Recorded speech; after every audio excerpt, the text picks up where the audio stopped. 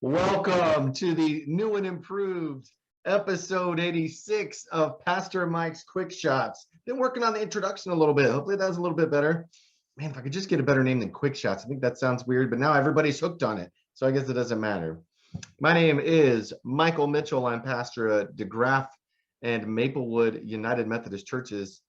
And I am fresh off this incredible Easter weekend. How pumped are you guys? And how is everybody doing? It's already Wednesday night, but hopefully you're still holding on to some of that energy, some of that hope.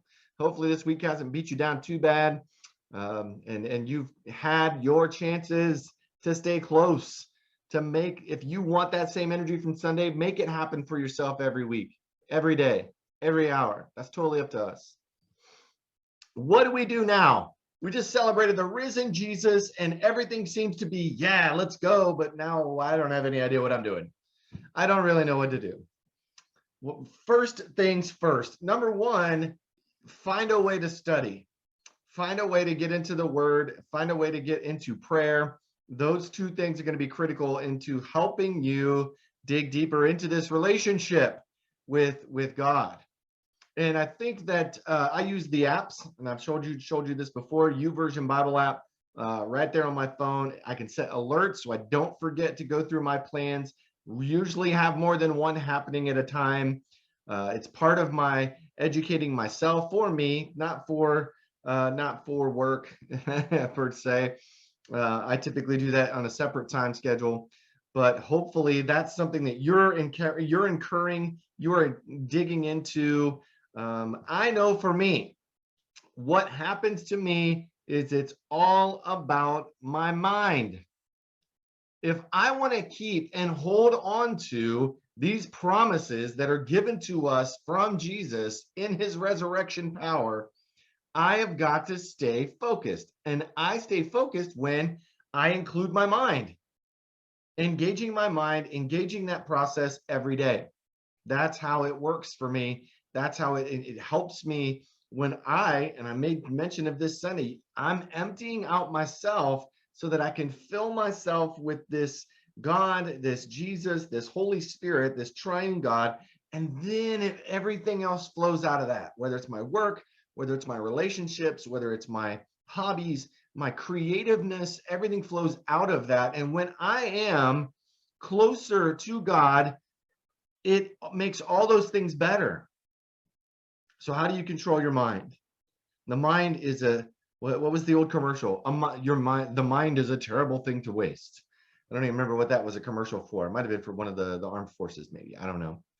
But I came across somebody that was within my YouVersion, my new YouVersion Bible app called Reset Your Mind from YouVersion. They had the very first day, here's what some of the top thinkers, the top minds, the people we respect as leaders, here's what they said about thinking. So I'll take a look at this. Henry Ford said, whether you think you can or think you can't, you're right. Teddy Roosevelt says, believe you can and you're halfway there. The great thinker Marcus Aurelius, the happiness of your life depends on the quality of your thoughts. That's intriguing. Dale Carnegie, our thoughts make us what we are. I was intrigued by this. How do we get to this point where we, as people who believe in the Bible and are talking about the Bible, how do we get to a place where we are discussing real world people and their thoughts? These great minds, these great people, it's because you are biologically a human being. You have a brain. Your brain works different than the brains of any other creature on the planet. You have freedom of choice. You have freedom of thought. You can actually choose what you want to act upon and what you don't. So I go, thanks to my YouVersion Bible app plan, I dig into the works of Paul, the writings of Paul. The reason I do that, I feel like Paul encompasses somebody different other than the 11 disciples and their disciples. He is a person who was pharisaical. He was a Sadducee, I believe. He knew the law. He knew the law of Moses. He was upholding it and imprisoning and murdering Christians. But Jesus interacted with his life on such a level that it changed him and his thought processes. Didn't change his education, it changed the way he thought. And so with that being, I go to Paul. Why not look at him and what he says? Because he says some really good things about what you do with your brain. Check this verse out. Romans 12, verses 1 through 12. He says, so then, my friends, because of God's great mercy to us, I appeal to you, offer yourselves as a living sacrifice to God, dedicated to his service and pleasing to him. This is the true worship that you should offer. Do not conform yourselves to the standards of this world, but let God transform you inwardly by a complete change of your mind. Then you will be able to know the will of God, what is good and is pleasing to him and is perfect. If we are listening to what he is saying, if we are listening to what Paul is writing, this interaction with Jesus should leave us going, wow, Jesus rose from the grave. He died for me. He saved me. But if I believe this and if I choose to follow Jesus, I have to look different. I have to think different. It's not that I won't look like the world, but people will know there's something different about you. You aren't like everybody else. You might look like it. Sometimes you might act like it, but there's parts of you that I can't figure out and I need to know about. That's what transforming does. Right now, it's easy. You could totally jump into your online social media world. You could get sucked up into it. You could be a hater. You could be the worst Facebook person to be friends with. You could splatter all kinds of weird things that you find. You could splatter hate speech. You could do all of those things. Or you could be different. I've noticed that nobody has ever asked me why my interactions online and in social media look different. Nobody's talked to me about it. You know why?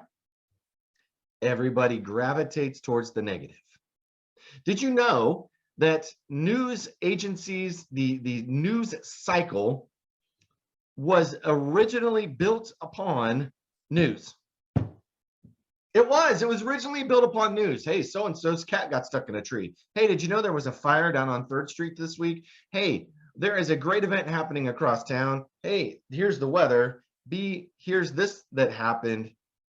And now what they do is they don't tell you anything about the good. They don't tell you anything about the fun. They want to tell you everything scary, frightening, and evil, because if they can keep you focused on those things you disagree with, then you will in turn be anxious and want to see what happens next, so you'll tune in again. This started with the advent of September 11th. We then transferred that into our smartphones, which are always in our face, and that news constantly fills us with angst. And that's not what God and Paul are trying to tell us that we need. So what do we need? Paul goes on in Romans 12, I believe. No, that's not what I wanted. This is what the YouVersion Bible app says about that Romans 12 passage that we just wrote, or we just read. The Apostle Paul challenges us at the beginning of Romans 12 to not conform to the pattern of this world, but be transformed by the renewing of our minds. The Greek word for renewing is I hope I say this right, anakianosis, and it literally means renovation. So according to this verse, transformation occurs when our mind undergoes renovation. In other words, it would be great if our thoughts were all good, but many of them are negative and toxic. The good news is that we have a guide to help us test our thoughts. Philippians 4:8 is a great test as to whether we should think about something or not. This verse tells us to think about things that are true, noble, right, pure, lovely, admirable, excellent, and worthy of praise. You're going to tell me that everything that's in your face, everything that you're pumping, all the overload of information that's coming into your eyes, in through your eyes, in through your ears, all of that is good. Tell me if you went and you watched the news today, tell me if there was anything true, maybe a few things, weather, maybe, noble, right, pure, lovely, admirable, excellent, and worthy of praise. What was it that you were watching or that you were putting in that gave you those feelings? These are what we have to hold on to. These are the things that give us our hope. And without hope, then we're lost. If we take this resurrection power that is found in the risen Jesus and we sit it on the backside of all of this negativity, it's no wonder we're overstressed. It's no wonder we're over anxious. It's no wonder we've got more and more and more on our plate and more negativity in our face, and it's just too much. That text in Philippians 4, if you read verses 8 and 9, it says this: in conclusion, my friends, fill your minds with those things that are good and that deserve praise, things that are true, noble, right, pure, lovely, and honorable. Put into practice what you learned and received from me, both from my words and from my actions. And the God who gives us peace will be with you. We can test those thoughts. We can. It's possible. It's possible for us to stop, pause, and go, man, should I really be wasting my time with this? Or is there something better? Can I think about something else? I know I got to get my work done, but man, maybe I don't need the negativity. Maybe I don't need the draw. Who cares? It's all meant to burn anyway, and I'm not going to be here that long. I got another place I got to go to. Do you understand where the hope is? Do you understand where it lies? And then what my actions look like, they look different than what the world's actions look like. They might be similar, but they're coming with a whole different motive and a whole different purpose. Friends, I'm not sure where God has you at this moment. I'm not sure where he is for you. But I want to say that we will be able to conquer this one step at a time. The devotional goes on. It says we can test our thoughts every day. As we do this, eventually, we won't have to test many of our thoughts because we will already know if they meet up to the standards in Philippians 4:8. We will never be able to adjust every negative thought that approaches our awareness, but we can certainly try to free our minds from toxic thinking, one thought at a time. One thought at a time. Consciously thinking about, what am I thinking about today? It's hard, but you're able to do it. I promise you, you can do it. I'm not good at it every day. I'm not good at it every part of every day, but I'm okay at it throughout occasionally. And so what I do is I try to test it often, and I try to make sure this isn't something that needs to waste my time. I'm gonna pay attention. I'm gonna vote because I pay attention and I can see who I think I should vote for. I can pray about that. Maybe sometimes it's not always what my friends vote for, but that's okay. I got to listen to what God's saying. I'm the method by which God continues to ordain and put the leaders in place that are in place for a purpose. And let God do his work. I can do mine the way I need to. Let other people do theirs. It's okay. We're not all meant to be here together forever. This world isn't going to last forever. I'm not sure if my kids are going to see it, or their kids, or their kids, or their kids. Somebody's kids are not going to see the earth the way it looks right now. Someday. Friends, I don't know where you are, but I hope that you'll continue on this journey with us. We're going to continue talking into Easter. So we are in a time, since Easter Sunday was Sunday, we are in a time now of Eastertide, and Eastertide lasts until Pentecost, which is now the first Sunday in June. So all of May, starting this week, this is the second Sunday of Easter. We're going to continue on. We're going to start to get some practical advice on how we can handle these things and how we can make our lives better as we serve Christ who rose from the grave. He's not dead, y'all. This is good. This is good news. If you are able to join us, it's going to be Sunday morning at 9 in Maplewood and Sunday morning at 10:30 in DeGraff. Friends, I hope that you can join us. We would love to have you. We're always online. Usually both churches have live Facebook feeds right here where you're watching this message for some of you. You can also find it uploaded on YouTube the next day if you're a YouTube fan. Friends, I hope that you'll pray with me this closing prayer and that you'll be blessed today. Lord, death could not hold you. And because of you, the resurrection, we too can live.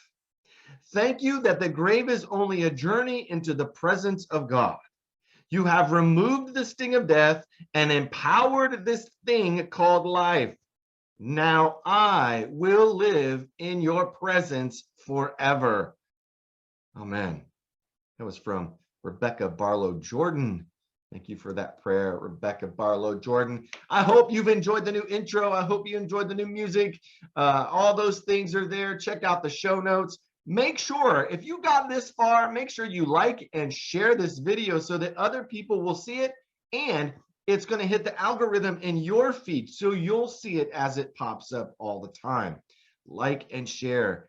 Even commenting, if you comment, like, and share, the more ways you interact, the more times it's going to appear in your timeline, and hopefully the algorithms are working correctly. So friends, I hope you have a great rest of your week, and I will see you very soon. Bye-bye, everybody.